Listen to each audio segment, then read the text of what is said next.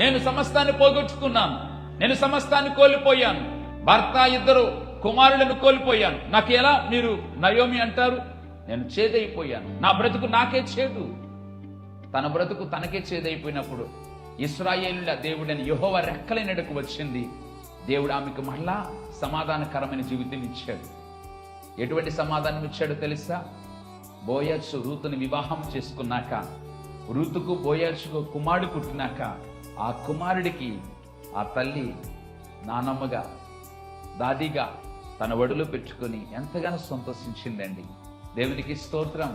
తన భర్త తన కుమారులు పోగొట్టుకున్న తర్వాత మరలా తనకు మగ బిడ్డ అనేవాడు దొరకడేమో అనుకున్న ఆ తల్లికి నా దేవుడు ఎంత కృప చూపించాడో తెలుసా? తన ఒడిలోని ఒక మగ బిడ్డను దేవుడు ఇచ్చాడు. ఈ రోజున దేవుని నమ్ముకో బిడ్డ, దేవుని ఆశ్రయించు.